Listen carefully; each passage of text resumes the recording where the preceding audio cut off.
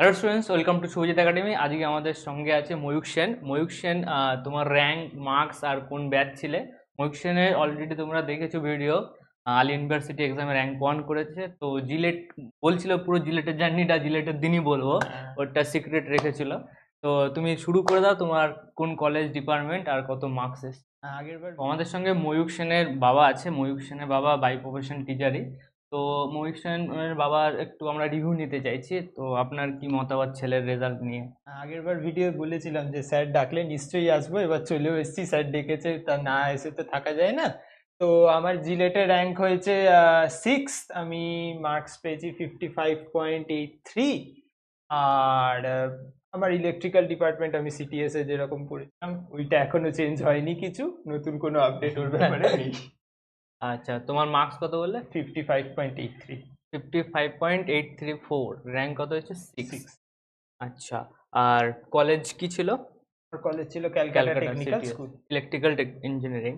আচ্ছা, তো এই যে আমাদের র্যাঙ্ক আছে তাদের মধ্যে এখানে সব আছে, তোমার ছবি কই গেল? হ্যাঁ, এই যে র্যাঙ্ক 6 সব আছে এখানেই, 1 2 3 6 9 12 13 16।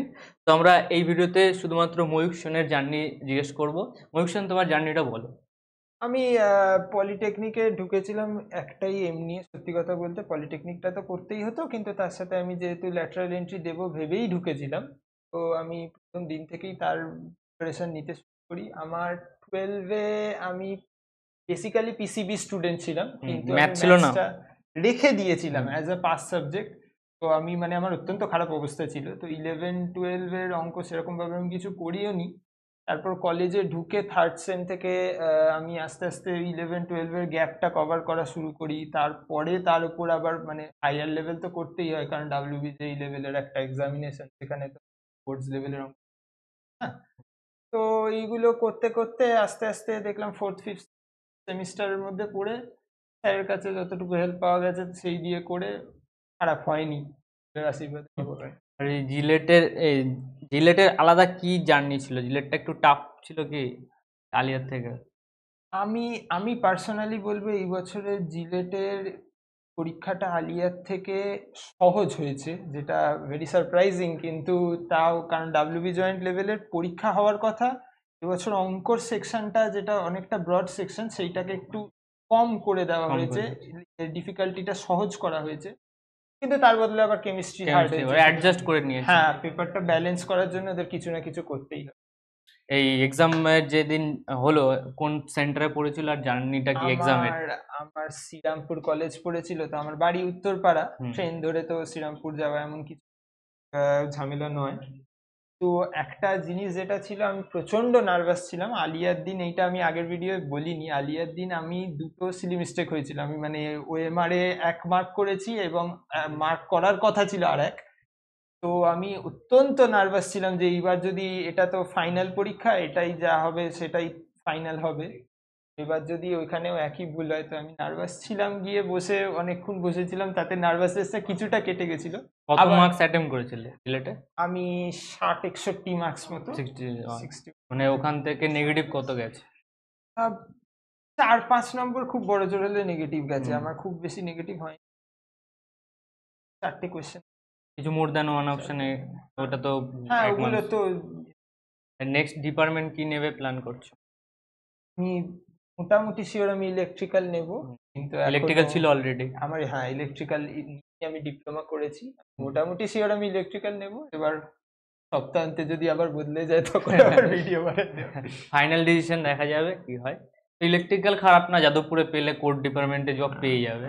আর ভবিষ্যতের কোনো প্ল্যানিং আছে ইন ফিউচার, কি হতে ভবিষ্যতে চাও? প্ল্যানিং আছে বলতে, মানে আমি আমার টিচারদের, আমার কলেজে আমার বেশ ভালো ভালো টিচার পড়েছিল, ভাগ্যে আমিও বেশ ইন্সপায়ার্ড, এবং আমার ইচ্ছে আমি কোনো একটা কলেজের টিচিং প্রফেশনে জয়েন করব। ওকে, ঠিক আছে। তো নেক্সট ওদের যদি লাস্ট 1 মিনিটের কোনো অ্যাডভাইস দিতে চাও, নেক্সট যারা দেবে, তোমার কলেজের জুনিয়র আছে যারা, তাদের জন্য কি বলবে? হ্যাঁ, আমি অনেককেই শুনি যে তারা বলে আমি যাদবপুরে পেতে চাই, আমি গভর্নমেন্ট কলেজে পেতে চাই, আমি আইআইটি যাই পেতে চাই। একটা জিনিস মনে রাখা দরকার, তুমি যাদবপুরে পেতে চাইলেই হবে না, অ্যাকশনগুলো যাদবপুরে যারা পেয়েছে তাদের মতো হতে হবে। আমি সবকিছুরই একটা দাম চোকাতে হয়। আমি আমার কলেজ লাইফে কোনো রকম মজা করতে পারিনি, সেইটার দামে আমি স্যাক্রিফাইস। এইটা পেয়েছি। তোমাদের হয়তো কলেজ লাইফ থাকবে, কিন্তু তুমি তার বদলে যদি এইটা হারাও তাহলে কি ভ্যালু, তুমি সেটা কোনটা ভ্যালুয়েবল তোমার জন্য সেটা তোমায় বেছে নিতে হবে। একটাই ডায়লগ, কুছ পানে কে লিয়ে কুছ খোনা পড়তা হ্যায়। অবশ্যই।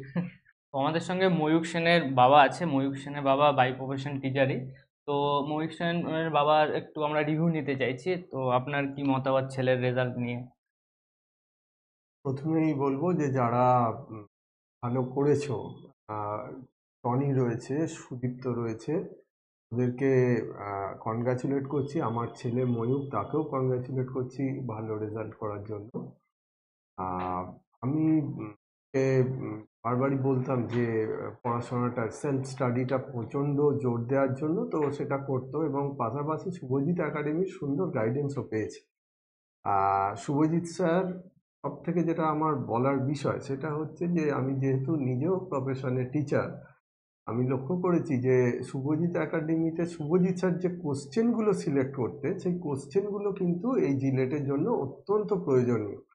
উনি পড়াতেন তো সুন্দর, সেটা নিয়ে কোনো প্রশ্নই হয় না, কিন্তু তার বাইরে যেটা অত্যন্ত জরুরি ছাত্রদের ক্ষেত্রে, যে একটু শক্ত কোশ্চেনের সাথে নিজেকে অ্যাডপ্ট করা। আমার ছেলেও কিন্তু এই বিষয়ে মাঝে মধ্যে ওর একটু সমস্যা হতো, কারণ ও যখন ক্লাস টেস্টগুলো দিত, সেই টেস্টে ওর কিছু মার্কস কম আসতো। এবং এখানে যারা টপার হয়েছে তাদেরও যে খুব বেশি মার্কস আসতো এরম নয়, তারা হয়তো তাদের ইন্টারভিউতে বলবে, কিন্তু 50-র উপরে আসতো না। আসতো না। কিন্তু সেইটার জন্য ভেঙে পড়ার কিছু নেই, কিন্তু ওইটার সাথে না অ্যাডপ্ট হওয়াটা খুব জরুরি। কারণ এটা বুঝতে হবে যে এই পরীক্ষাটার গম্ভীরতা কতটা। পরীক্ষাটা কিন্তু যেই বোর্ড নেয়, সুতরাং তারা যে কোশ্চেনটা করে সেটা কিন্তু ওই সমকক্ষ কোশ্চেনই করা, ওই যেই লেভেলের কোশ্চেন হয়। তো সেখানে দাঁড়িয়ে যদি ছাত্ররা সেই লেভেলে না পৌঁছতে পারে, তাহলে কিন্তু এইখানে ভালো রেজাল্ট করাটা শক্ত হবে। এবং শুভজিৎ স্যার কিন্তু ঠিক সেই কাজটিই করেছেন। উনি যে পরীক্ষা নিতেন সেখানে ওই কোশ্চেনগুলি সিলেক্ট করতেন। ময়ূক, এর আগে আপনারা জানেন যে ও জেইউ, ও ওই AUAT, আলিয়ার। হ্যাঁ, আলিয়া ইউনিভার্সিটি একটা এন্ট্রান্স টেস্ট হয়েছিল, সেখানেও র্যাঙ্ক 1 ছিল। তো সেখানেও কিন্তু ওকে হেল্প করেছে এই কোশ্চেন সেট আপ। ও যখন জিলেট পরীক্ষা দিয়ে বেরোয়, তখনও আমায় এই একটাই কথা বলেছিল যে অনেকগুলো কোশ্চেন কিন্তু আমি পেয়েছি শুভজিৎ একাডেমির যে কোশ্চেন সেট আপ সেখান থেকে। অনেক ধন্যবাদ শুভজিৎ স্যার আপনাকে। থ্যাংক ইউ আজকে আসার জন্য। আজকে ওয়েদার অলমোস্ট খুব খারাপ অবস্থা, তো সেখান থেকে এসছেন আপনার অনেকটাই। আমি আমি তো ভয়ই ছিলাম যে আজকে কে আসবে কি আসবে না। তো ময়ূক সেনের কংগ্রাচুলেশন তো থাকে, স্টুডেন্টের হার্ডওয়ার্ক অনেক ছিল। ওর অনেক প্রিভিয়াস জার্নি আছে, কোটাতেও গিয়েছিল। তো সে অনেক জায়গার থেকে এসে আজকে একটা ভালো র্যাঙ্ক যাদবপুরের মতো কলেজে পেয়েছে, এটা বড় একটা পাওনা আমাদের কাছেও। তো সবাই পড়াশোনা করো, all the best. As a teacher আমি এক্সাম দিতে গিয়েছিলাম, র্যাঙ্ক 1 এসছে, মার্ক 66.4166। আর টেনশন নয়, আমি কাউন্সিলিংয়ে বসছি না, নো টেনশন। যারা যে র্যাঙ্ক 2 করেছে আমাদের, সে অ্যাকচুয়ালি র্যাঙ্ক 1-এর স্টুডেন্ট। আর ব্যাপার হচ্ছে এইটা শুধুমাত্র এক্সাম দেওয়াটা কিছু হেটার্সদের জন্য, যে যারা বলে ফিজিক্স কেমিস্ট্রি ম্যাথ কী করে একটা টিচার পড়াতে পারে। তো অনেকে বলতো যে এই র্যাঙ্কগুলো হয়তো স্যার কিনে নিয়েছে, তো নিজেকে তো কেনা যায় না। তো তার জন্য এক্সামটা দেওয়া, বাকি আমার কারো কোনো ওপিনিয়ন নেই। সবাই পড়াশোনা করো, সবাই নিজের জায়গায় থাকো।